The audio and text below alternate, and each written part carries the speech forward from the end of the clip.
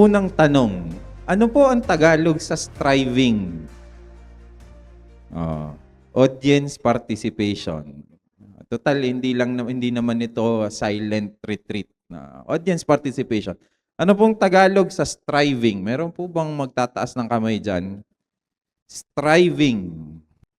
Paano natin isasalin sa Tagalog ang striving? Anong tawag natin sa kanya? Sir, pagiging masigasig. Okay, salamat po. Ano pa? Second. Pagsisikap. Okay, ano pa? So may elemento ng pagiging masigasig, may elemento ng pagsisikap. Ano pa? Ano pang pwede nating pagsasalin? Meron pa po ba dyan? Pagpupursige. Pagpupursige. Okay, ano pa? Meron pa po, last one. Ano pa po yan? Yes, ma'am. Pagsabay sa bawat agos. Pagsabay sa bawat agos. Yan. Okay. Kaya mapapansin po ninyo, napakasarap gamitin ng wika natin. Napakayaman ng wika natin. Kung sa Ingles, halimbawa, yung salitang striving, pwede nating isalin sa napakaraming mga salita na iba-iba yung flavor, kumbaga, iba-iba yung lasa nung wika na ginagamit natin pagdating sa striving.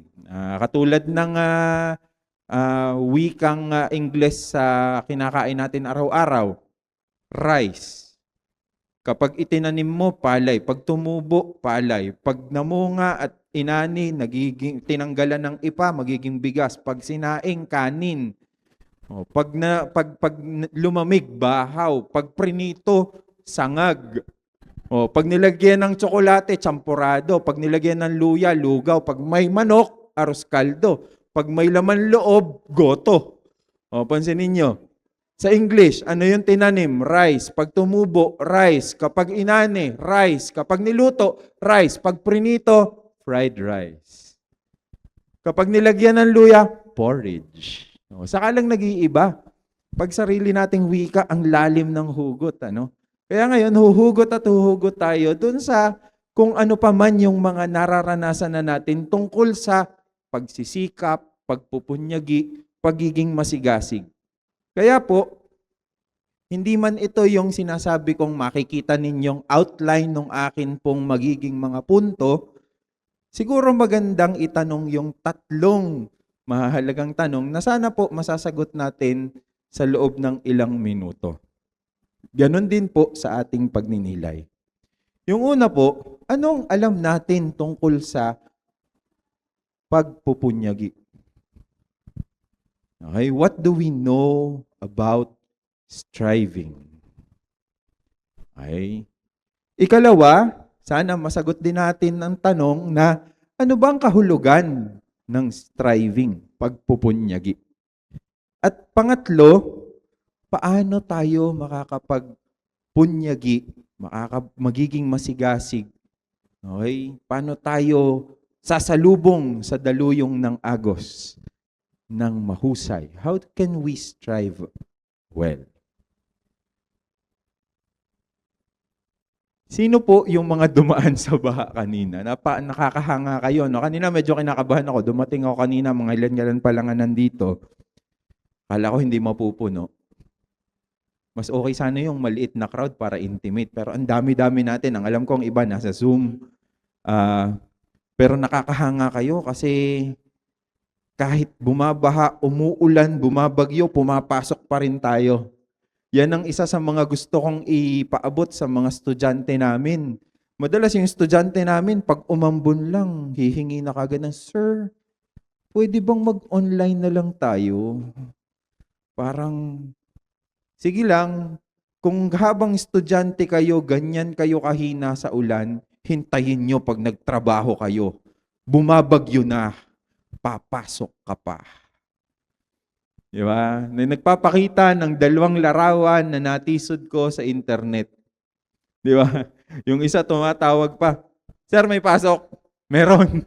Kahit nasa baha. Di ba? Madalas, ang 2 larawan na yan ay nagpapakita ng usual na value daw ng Filipino resilience. Yan, yung pagiging matatag sa gitna ng mga pagsubok. Di ba? Kaya lang pag minsan inaabuso yung resilience na yan. Hindi ibinibigay kung anong nararapat kasi kaya namang pagtiisan. Sa amin sa Batangas, kung may mga kababayan po ako dito sa Batangas, tawag po namin dyan sa aming dialect, nag-aarimuhan, pinagkakasya, nagtitiis sa kakaunti. Habang maigsi ang kumot, bumili ng bago. Matutong mamaluktot. Di ba? Ganyan daw ang mga Pilipino. Di ba? Pag petsa de peligro, kaya pang stretch yan hanggang umabot sa susunod na sweldo. Ganon tayo, matiisin, kaya nating daanan at manatiling matatag sa gitna ng mga pagsubok. Dahil dyan, gusto ko pong ikwento yung karanasan ko. Nito lang mga nagdaang buwan. Sa kapitbahay po namin, nakita ko po na yung mga kababata ko, mga kasama ko sa elementarya, ako po ay nag-aral sa public school para sa elementarya. Yung mga kababata ko ay mga karpintero. Okay, naging karpintero po sila. Ako po, naging guro, sila naging karpintero. At siguro halos 1-2 buwan na silang nagtatrabaho, nagko-construction doon sa kapitbahay namin.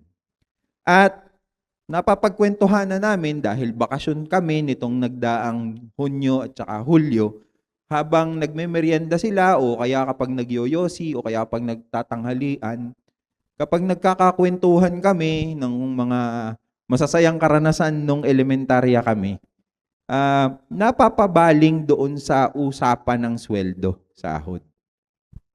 Yung isa kong naging kababata, yung kapitbahay namin, labor. Diba? Ewan ko kung familiar kayo sa iba't ibang klase ng mga karpintero. May foreman, diba? May skilled, merong mason, merong labor. Yung labor yung pinakamababa sa pinakamababa na antas ng mga karpintero. Siya yung inuutusan o maghalo ka ng semento, iabot mo yung hollow blocks, pagtimpla mo kape ng kape, bili ka ng yosi, kung anong kailangan ni foreman at saka ng mga mason, yun ang gagawa. At nagulat ako nang sinabi sa akin ng kababata ko na, alam mo, yung sweldo ko, 600 lang kada araw. Magkano kaya ang sweldo dito sa NCR? Sa amin kasi sa Batangas, ganun yung sweldo. 600 lang kada araw. At hindi naman siguro lingid sa kaalaman natin na ang mga katulad ng mga kababata ko na mga ordinaryong manggagawa, hindi pa umaabot sa sweldo, bumabale na. Bakit? Kasi hindi mapag-abot yung mga kinita nila nung weekend. Kada linggo sila sumusweldo. So anong gagawin? Yung 600 na sweldo niya kada araw, pagdating ng Martes o Miyerkules, sabi niya sa akin, kailangan na niyang bumali, magka-cash advance na siya para meron siyang panggastos at ang kanyang pamilya. At madalas, pagdating sa dulo ng linggo, kung kailan talagang sweldo na, ibibigay na nung nagpapagawa ng bahay yung sweldo nila, madalas ang natitira halos 2,000, 1,800 na lang kasi nagastos na niya. Matay kong isipin, ang 1,000 ngayon kapag nabarya, parang lumilipad. Pag minsan nga, natutuwa ako dun sa isang paghahalin tulad no, sa sweldo. Ang sweldo natin parang sibuyas. Habang hinahati, naiiyak ako. Ewan ko kayo. Di ba? Kung mapapansin ninyo, yung halaga ng pera natin ngayon, ng sweldo natin ngayon, parang hirap-hirap ng pagkasyain. Paano pa kaya ang mga ordinaryong manggagawang katulad nung kababata ko?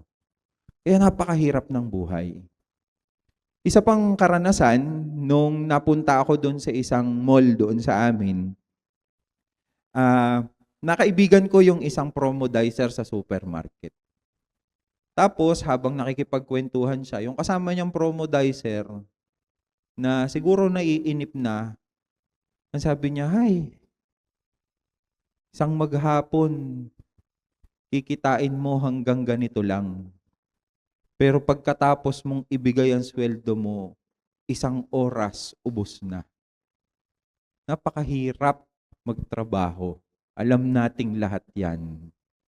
Pero mas mahirap ang trabaho, lalong-lalo na kung ang kinikita mo ay kakaunti lang. Kaya mapapansin ninyo na parang hindi na sapat ang resilience lang para sa karamihan sa atin. Kaya siguro, napapag-usapan itong pagpupunyagi, siguro nung mga bago tayo dito sa Joy Nostalgia, sana hanggang ngayon pa rin naman, meron tayong mga karanasan na napakabibo natin. Talagang labas lahat ng talento, napakasipag natin. Sana hanggang ngayon. Pero para sa karamihan, ang mga nararanasan nila, lalo na yung karamihan sa mga kababayan nating nagtatrabaho, nagpapakahirap, wala namang nangyayari. Nagpapakahirap, wala namang nangyayari. Kayod ng kayod, pero pagdating dun sa dulo, parang walang nangyari. Lumilipad lang. Kaya siguro, ito ang nagbunsod para sa mga bagong mga nagtatrabaho dun sa mga Gen Z workers natin. Meron po bang Gen Z dito? May Gen Z ba tayo dito? Pakitaas ng kamay. May Gen Z workers na ba tayo? O, hindi feeling Gen Z ha, yung Gen Z talaga. May mga Gen Z dito? Okay. Mga Gen Z. Ewan ko kung naririnig nyo to, dumadalas na ngayon at dumadami ang phenomenon. Malamang dahil dito sa pagkakataong ito, yung nagpapakahirap ka, overtime ka ng overtime, tapos parang walang nangyayari. Ano yung nangyayari ngayon para sa karamihan ng mga kabataan na nagtatrabaho? Sabi nila, siguro katulad din namin ng mga millennial, ang tawag dyan yung quiet quitting. Bakit pa ako maglalaan ng labis na panahon at enerhiya kung hanggang dito lang naman ang bayad ko? Kaya, ang motto ng mga nagka-quiet quitting, magtrabaho ng naaayon sa sweldo. Di ba? Dapat sana gagawain mo pa kung anong labis, pero that's above my pay grade. Hindi naman ako tagapagmana ng kumpanya. Di ba? Bakit? Kasi kung marunong lamang sanang magpahalaga ang mga nagpapasweldo sa value ng trabaho natin, ay di sana masarap magtrabaho. Sana ganyan dito sa Joy Nostalgia, no? Parang nakakagana kasi pinahahalagahan ang mga manggagawa. Pero para sa karanasan ng ilang mga kababayan natin, tumitigil na sila kahit pa may maibubuga pa dahil ang itinatapat na pagpapahalaga sa kanila ay hanggang doon lang. Kaya makikita natin yung dalawang pagkakataon pagdating sa pagsisikap. Bakit pa ako magsisikap? Aanuhin ko ang labis. Di ba? Ano namang mangyayari sa akin? Kaya kung mapapansin ninyo, yung karanasan natin hindi iba. Ang sarap sanang magsikap, ang sarap sanang magtrabaho kung alam mong meron kang makukuha mula dito. Kaya mapapansin ninyo, karamihan sa mga, ito napapansin ko, karamihan sa mga nangyayari ngayon, hinahayaan na lang na maging mediocre, katamtaman, sakto lang. Sa amin sa Ateneo, ang tawag doon sa mga sige ng sige, gusto yung the best, yung kailangan mas mahusay, tawag dyan, anong value yan? Pinag-usapan na din natin yan. Letter M, magis, higit. Meron na nag-coin ng term na baka naman hindi kailangang maging magis. Baka kailangan lang maging medjis. Medyo magis. Bakit? Pansinin ninyo. Ewan ko kung napapansin. Ito bilang guro, napapansin ko ito. Nababasa nyo yan? Nababasa nyo? Ako, pwersado akong basahin yan kasi dahil may AI, Hindi na ako nagpapa-assignment sa mga estudyante ko ngayon, madalas. Gusto ko on-site, pen and paper quiz. Kaya lang, walang parang gumaganti ang mga estudyante. Pag nagsulat, parang, anong tawag natin? Parang kinahig ng manok. Ano ba to? A, T, H. Ang hirap basahin. Tapos meron pa akong, bawal magdala ng gadget. Kasi yung mga estudyante ko, mga atenista, pag nagsabi ka na, okay, take your notes, take notes sila, either anong gagawin? Kukuhanin ng smartphone, pipicturean ng slide. O kaya, yung mga medyo masipag-sipag, ilalabas ang MacBook, magta-type. Samantalang yung mga katulad ko na millennial, ewan ko kung naabutan nyo pa, meron pa tayong subject na writing nung elementary. Meron pang naglalagay ng butil ng munggo sa palad para maganda ang penmanship. Ngayon, wala na silang pake. Lahat gustong maging doktor. Pasintabi po sa mga doktor na magaling mag-isulat. Bakit? Dahil hindi na sinanay sa hirap ng pagsusulat ng tama, ganito na ang naging resulta. Hindi na nagsikap. Bakit? Dahil naging madali na. Pwede mo nang i-record, pwede mo nang picturean, pwede mo nang i-type. At dahil doon, nawala ang kagustuhan nating magsulat ng mas maayos. Dati, pagandahan pa kami, may calligraphy pa yan, di ba? Yung sinasawsaw sa ink. Di ba? Pag susulat ka ng love letter at saka yung susunugin mo yung tabi, yung mga guilty dyan. Di ba? Susunugin mo yung tabi bago mo ibigay dun sa crush mo, kailangan, magaling kang mag-lettering, baka pwede namang pakisulat nito. Yan. Di ba? Nawala yung skill na yon sa mga kabataan natin ngayon. Napakahirap. Bakit? Dahil sa teknolohiya na lahat ng pwedeng isulat, pwede nang i-record sa isang mas madaling paraan. Yung pangalawa, kaakibat nito, at ito siguro, pagsisimula ng semestre, dito si Father Odi kanina, yung mga estudyante namin, dahil madali nang i-record, picturean o i-type ang impormasyon, bukod sa hindi nila napapractice ang penmanship nila, pumupurol na rin ang memorya. Pansinin niyo yun.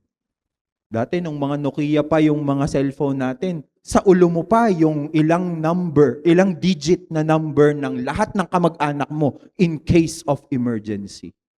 Ngayon, kapag di mo makita ang picture sa messenger, hindi mo na makontak. Di ba? Bakit? Yung memorya pumurol kasi hindi sinanay. Naging madali. Ngayon, mas madali pang mag-record, di ba? Papaano? QR code. Di ba? Hindi mo na ngayon tanda. Di ba? Yan din yung sabi nila sa amin nung kami yung nag-aaral, sa atin nung tayo nag-aaral, sa calculator. Dati, madali ang mental math. Ngayon, dahil may calculator na, di na natin kayang mag-compute ng mas komplikadong paraan ng computation. Pero pagdating sa talino at memorya, dahil naging madali, mas pumurol, hindi kasi sinanay. Yan din ang sinasabi sa atin na kung gusto ninyong tumagal ang buhay ninyo. Sino yung gustong tumagal ang buhay dito? Yan, kung gusto nyo pong tumagal ang buhay ninyo, ano ang kailangan ninyong gawin? Una, wag magyoyosi. Pasintabi po sa mga nagyoyosi, wag kayo magyoyosi. Pero, one measure of longevity, yan, nag-English na ako. Ang haba ng buhay ay nakadepende sa kung gaano ka-develop daw ang inyong mga kalamnan, muscle. Pansinin ninyo, ang madalas na dahilan kung bakit ang mga matatanda ay nagiging bedridden ay dahil sila'y nadudulas at nababalian ng buto. Bukod sa rumurupok ang buto, Dahil nawawala ang balanse sa katawan, hindi malakas ang kalamnan at mga buto dahil hindi sinanay, pagdating sa pagtanda, madali nang maging bedridden. Kaya kung gusto ninyong humaba ang buhay ninyo, maging independent, ang karamihan sa mga nagsasabing mga eksperto at mga doktor ngayon, kailangang sanayin ang ating mga muscle. Magbuhat ng mabibigat. Kailangang hindi naman mapalaki, kundi mapalakas ang mga kalamnan. Pero paano lalakas ang kalamnan kung hindi naman ginagamit? What you don't use, you lose. Yan din yung sinasabi ko dun sa mga estudyante ko. Alam mo, kapag pinagbenta yung utak mo, mahal, slightly used. Gamitin mo naman. Sayang nakapatong lang. Di ba? What you don't use, you lose. Kaya pansinin nyo, hindi lang yan sa katawan natin, hindi lang sa talino, hindi lang sa penmanship. Pansinin nyo sa mga bagay sa bahay. Kapag napasiksik na sa dulo ng cabinet ninyo, wala na. Hindi nyo na. Susunod ninyong ilalabas yan, may pekas na, amoy taguan, hindi na sukat sa'yo. Sikip na. What you don't use, you lose. Tapos pansinin ninyo, napag-usapan na din lang yung pagpapalaki ng muscle katulad ni Heidelin. Sa tingin nyo ba, hahangaan natin si Heidelin na magiging Olympian, Olympic gold medalist, kung hindi siya nag-struggle, kung hindi siya nagsikap, kung walang weight na pabigat ng pabigat ng pabigat para mapatunayang malakas siya. Kung si Heidelin Diaz, puro dumbbell lang ang binubuhat, sa tingin nyo ba magiging Olympian gold medalist siya? Di ba hindi? Isa pa. Kung si Pacquiao, ang sinusuntok lang ay yung punching bag na hindi kayang lumaban, magiging 8-time division world champion ba siya? Hahangaan ba natin siya kasi magaling siyang sumuntok ng punching bag? Di ba? At yung pinakasikat ngayon, sino yung pinakasikat nating Pilipinong atleta ngayon? Si Alex Ayala. Sa tingin nyo, kung nakikipagpalitan lang siya ng, di ba, ng raketa doon sa pader, magiging champion ba? Di ba hindi? Ano yung pinupunto natin dito? That greatness and growth is born of struggle. Pakiulit nga. Greatness and growth is born of struggle. Kailangan ang pagsisikap. Kailangan meron kang kailangang ma-overcome, matalo, maggapi, ma-achieve na mahirap na bagay para mapagtagumpayan mo. Di ba? Ang pangit naman na kanina naglalaro ko ng chess habang naghihintay. Ang pangit na naglalaro ka ng chess pero ang kalaban mo sarili mo. Di ba? Gagaling ka lang kung may kalaban kang isa pang mas magaling sa'yo. Iron sharpens iron. So mahalaga yon. Greatness and growth is born of struggle. Anong ngayon?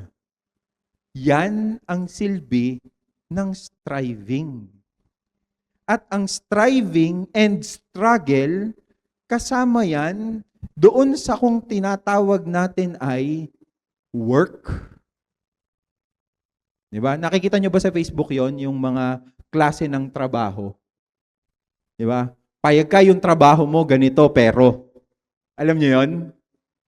Halimbawa, payag ka yung trabaho mo ganito pero ito. Halimbawa, magmo-model ka. Magmo-model ka bilang manikin sa mall. Payag ka. Wala kang ginagawa nun, nakatayo ka lang. Di ba? So mapapansin ninyo, ang trabaho natural kailangan ng pagpupunyagi, pagsisikap, pagiging masigasig. Di ba? Work is naturally difficult. Walang trabahong madali. Kaya kung nahihirapan kayo sa trabaho ninyo, salamat sa Diyos, nagtatrabaho kayo. Kasi kung madali na yan, hindi ko alam kung anong ginagawa nyo. Di ba? Walang trabahong madali. Pasensya na kayo. Parang gusto kong kausapin yung mga estudyante ko ngayon, pero sa inyo ko itinatapon, no? Parang trauma dump. Yung sinasabi ni Pope Leo tungkol sa dangal ng trabaho. Yan ngayon yung Catholic social teaching natin, no? Yung panlipunang turo ng simbahan na nagsasabi na ang trabaho may dangal. At hindi porke trabaho pagpaparusa. Kasi nung Genesis, nung pinagtrabaho ng Diyos ang tao sa unang pagkakataon, anong sabi niya? Nagtanim ang Diyos ng hardin sa Eden at dinala niya ang tao at sinabing, pumunta ka dun sa hardin at bungkalin mo ang lupa. Saan yari ang tao? Yari sa lupa. Kaya parang sinasabi ng Diyos, bukod doon sa ibang mga nilikha at ang lupa na ipinagkatiwala sa iyo, bungkalin, pagyamanin mo din ang iyong sarili sa pagtatrabaho. Pero nung nagkasala ang tao, anong nangyari? Parang yung trabaho na dati ay may dangal, naging parang parusa. Dahil dyan, magtatrabaho ka para makakain buong buhay mo. Mapapansin nyo yan sa Genesis. Pero ang sinasabi ng turo ng simbahang Katolika, may dangal ang pagtatrabaho. Sabi dito ni Pope Leo XIV sa Magnifica Humanitas, yung bago niyang encyclical. Work is not simply an instrument. Hindi lang siya ibinibigay o ginagawa para kumita tayo. Ito'y nagpapahayag at mas lalong nagpapatingkad ng ating dangal sa ating buhay. Ito ay isang kahingian ng ating pagkatao. Natural sa tao ang magtrabaho.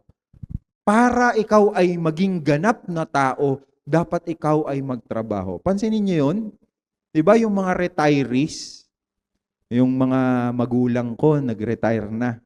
At dahil nag-aalala kami sa kalagayan nila, baka matumba, baka kung anong mangyari, laging sinasabi naming magkapatid, Dad, tama na, baka mahirapan kayo. Nagagalit sa amin. Ewan ko kung meron kayong mga matatanda sa bahay na nagagalit sa inyo pag pinipigilan nyo magtrabaho. Bakit? Sa tinatagal-tagal ng panahon na nagtatrabaho sila, tapos biglang titigil, hahanap-hanapin nila, di ba? Kaya medyo bittersweet, malungkot kapag merong mga nagre-retire. Kasi yung nakasanayan mong pagtatrabaho, biglang mawawala. Akala natin we're doing them a favor, but actually, tinatanggalan natin sila ng sense ng pagiging useful. Di ba? Sabi ni Pope John Paul II, aside from the basic needs, okay, ano pa yung ibang needs ng tao? The need to be needed. At kapag nagtatrabaho tayo, pakiramdam natin, may ambag tayo sa mundo. Hindi lang para magkaroon tayo ng sweldo, para mapakain ang ating sarili at ang ating pamilya. Ito'y bahagi ng ating pagkatao. We can actually say that to work is to be human. Ang magtrabaho, ang magpagal, ang magpawis ay pagpapakatao. Yan ang sinasabi ko sa sarili ko sa tuwing may nakakasabay ako sa jeep na amoy maghapon. Di ba? Yung parang dumaan sa digmaan. Wow! Ang sipag ng taong ito. Di ba? Bakit? Nagpakatao siya, nagtrabaho siya, nagpawis siya, nagbanat ng buto, naghanap buhay. Kaya lang ang madalas sa atin, hanap patay. Pero normal sa ating pagkatao ang magtrabaho. Mahirapan, magpawis, magbanat ng buto, at nagdadagdag yun sa ating dangal. It is a normal path toward maturity, development, and personal fulfillment. Ngayon, ano yung challenge daw sa atin? Diba? Si Pope Leo, yung bago nating Santo Papa, sinusubukan niyang pagnilayan yung pang-apat na industrial revolution o panibagong industrial revolution. Ang sabi niya, sa AI, artificial intelligence, familiar kayo doon? Sabi niya, in reality, however, new ways of working are not necessarily better. Hindi porke bago, mahusay. May mga aspeto ng trabaho natin na pinahuhusay ng AI at dapat hindi katakutan ang artificial intelligence. Well, sa isang banda, ang artificial intelligence ay kailangan ng napakaraming enerhiya, malinis na tubig, kuryente, para mapanatili yung data centers. Kaya medyo tagilid din pagdating sa puntong yon. In fact, kung narinig nyo na, yung issue tungkol sa Pax Silica. May mga katutubong mapapalaya sa lupang ninuno at ang enerhiya natin ay nanganganib. Dahil dito, may mga magagandang dulot, meron ding mga kailangang pag-isipan. Anong sinasabi dito ni Pope Leo? While AI promises to boost productivity by taking over ordinary tasks, mundane tasks, it frequently forces workers to adapt to the speed and demands of machines rather than machines being designed to support those who work. Dahil kaya ng AI, dapat kayanin mo na din. Kaya nga may AI para mas madali at mas marami kang magawa. Na para bang ang sukatan ng halaga ng ating trabaho ay yung AI. Sabi ni Pope Leo, kasangkapan siya. Dapat mas makatulong siya sa tao, hindi palitan ito. Sinabi pa niya,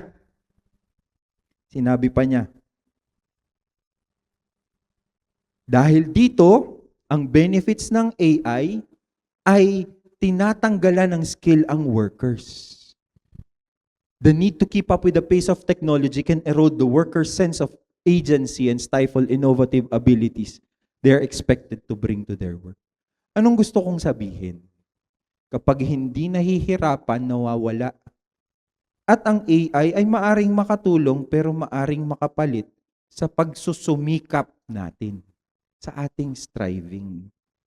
Anong sabi ni Jesus pagdating dyan? Okay. Sa Ebanghelyo ayon kay San Lucas, sabi niya, strive to enter through the narrow door. Gusto niya ba tayong pahirapan? Gusto niya ba tayong pahirapan? Kapag titingnan daw yung salitang strive, pagsisikap, sa Griego, ang basa sa kanya ay agonizomai. Pakiulit, agonizomai. Ang ibig sabihin, to struggle, to compete for a prize, to contend with an adversary, to endeavor to accomplish something. Ano yung striving in all things? It is the courageous and generous attitude of the heart that chooses to rise each day to endure challenges and pursue one's responsibilities with love, faith, and commitment to God's will. Ano yung punto? It is an effort to commit ourselves to doing the good, to our work, to our mission, despite the challenges and struggles. Now, ano yung sinasabi dito? Kailangan nating magsikap dahil hindi naman problema yung hirap. Ang mahirap ay yung paghihirap na walang kabuluhan. Hindi tayo nagpapakasakit at naghihirap sa ating trabaho, sa ating buhay, para lang pagpasakitan ng sarili. Nagpapakasikap tayo, nagpapakahirap tayo para sa isang mas mataas na layunin. At ano yung ibig sabihin niyan? Sinasabi ni Jesus na ang sino mang nagnanais na sumunod sa akin ay marapat na tanggihan ang kanyang sarili, pasanin ang kanyang krus, at sumunod sa akin. Di ba striving yon? Gusto mo sumunod kay Jesus? Di ba yung mga apostol, anong sabi? Panginoon, gusto ka naming sundan. Pero ililibing ko muna yung patay namin. Ano sabi ni Jesus? Di hayaan mo yung mga patay na ilibing ang kanilang mga patay. Panginoon, gusto kong sumunod sa inyo, kaya lang bagong kasal ako. Panginoon, gusto kong sumunod, kaya lang may negosyo ako. Anong sabi ni Jesus? Sumunod ka sa akin, hayaan mo na sila. May struggle. At yung struggle na yan, ang nagsasabing dapat may kaakibat na value o meaning yung struggle.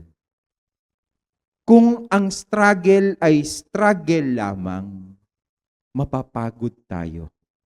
Pero kung value na walang struggle, hindi mo pahahalagahan. Kaya yung striving ay kombinasyon ng hirap,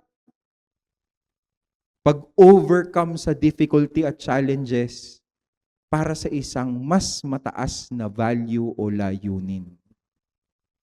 Pansinin ninyo, anong tawag natin sa trabaho? Ang tawag natin dyan ay, ano pang isang word na English? Work at saka letter L. Labor. Di ba? Tuwing May 1, we are celebrating Labor Day. Pero i-search nyo ang salitang labor sa internet. Ano makikita nyo? Dalawang picture. Labor na nagtatrabaho at labor na nanganganak. Pareho. Mahirap manganak, mahirap magtrabaho. Pero sulit hindi ko po mararanasan yan, pasensya na po. Pero sabi nila, natatanggal ang sakit ng panganganak dahil may mas mataas na value ang iyong supling. Ang pagtatrabaho, ang hirap, nawawala ang hirap dahil may mas mataas na value. Pagkamit sa misyon, pagpapahalaga sa sarili, sa mahal sa buhay. Kaya yan ang formula ng striving. Kaya anong imbitasyon sa atin? Itong Diyos na ito, hindi tayo iniwanang nagdurusa o nagtatrabahong mag-isa. Ayon kay San Ignacio de Loyola, ang Diyos ay parang, o masasabi din nating, kumikilos na nagtatrabaho. Ang Diyos na ito ay nagtatrabaho sa bawat isa sa atin at nagtatrabaho para sa bawat isa sa atin. This God is a God who labors.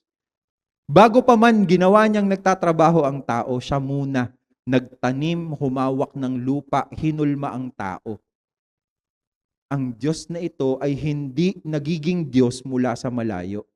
Ang Diyos na to nagtatrabaho kasama natin. Kaya mapapansin ninyo, ang Diyos ay nagtatrabaho para sa atin sa lahat ng nilikha, in all created things. Kaya anong imbitasyon sa atin? Ang imbitasyon sa atin ngayon ay samahan ang Diyos sa kanyang striving, laboring sa lahat ng pagkakataon. Hindi para sa kung ano paman, kundi para sa isang mas dakilang layunin.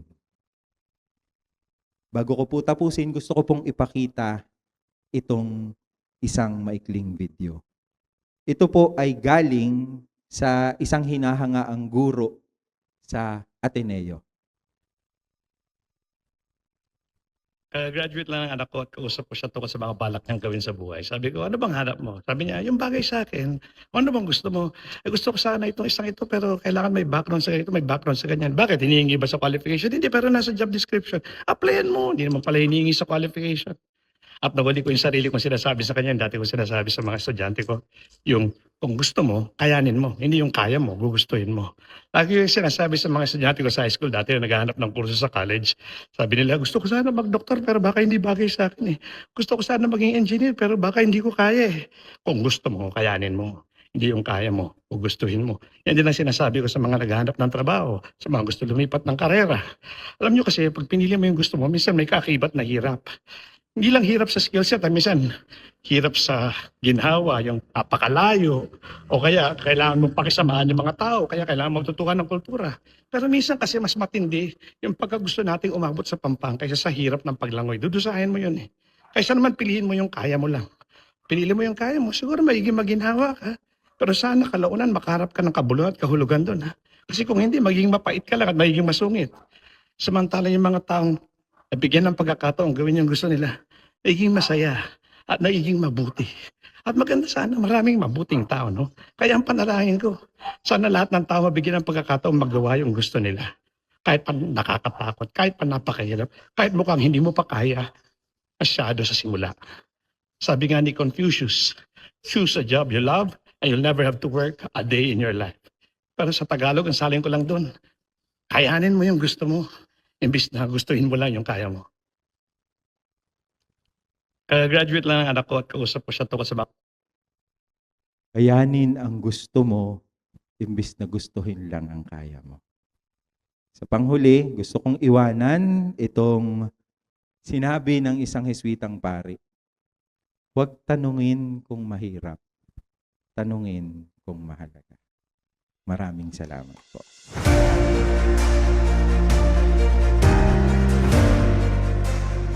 Ang mabuting balita ng Panginoon ayon kay San Lucas. Papuri sa iyo, Panginoon. Noong panahong iyon, sumama kay Jesus ang napakaraming tao. Humarap siya sa kanila at kanyang sinabi, "Hindi maaaring maging alagad ko ang sinumang umibig sa kanyang ama at ina, asawa at mga anak, at mga kapatid at maging sa sarili niyang buhay ng higit sa akin. Ang sinumang hindi magpasan ng sariling krus at sumunod sa akin ay hindi maaaring maging alagad ko. Kung ang isang tao sa inyo'y nagbabalak magtayo ng tore, hindi ba uupo muna siya at tatayahin ang magugugol para malaman kung may sapat siyang salaping maipagtatapos niya yon? Baka mailagay ang mga pundasyon, ngunit hindi naman maipagtapos siya'y kukutsain ng lahat ng makakita ito. Sasabihin nila, nagsimulang magtayo ang taong ito, pero hindi naipagtapos. O sinong hari ang makikipagdigma sa kapwa-hari na hindi muna uupo at pag-aralang mabuti ang kanyang 10,000 niyang kawal na may isasagupa sa kalaban na may 2,000 tauhan. At kung hindi niya kaya, malayo pa ang kalaban, ay magsusugo siya ng kanilang kinatawan upang makikipagkasundo. Gayun din naman, hindi maaaring maging alagad ko ang sinuman kung hindi niya tatalikdan ang lahat sa kanyang buhay." Ang mabuting balita ng Panginoon. Pinupuri ka namin, Panginoong Hesukristo. Magsiupo po ang lahat. 4 po na salita ang nais kong hanapin bilang katumbas ng ating tema na tenacity. Una, hindi ko narinig kanina, may isang salita akong nadiskubre, kamakailan lamang, at ang salitang iyon sa Tagalog ay sikhay. Hindi ko alam kung narinig ninyo ang salitang sikhay. Halimbawa, pagsikhayin muna ninyo ang kaharian ng Diyos at ang kanyang katwiran, at ang lahat ng mga bagay na ito ay idaragdag sa inyo.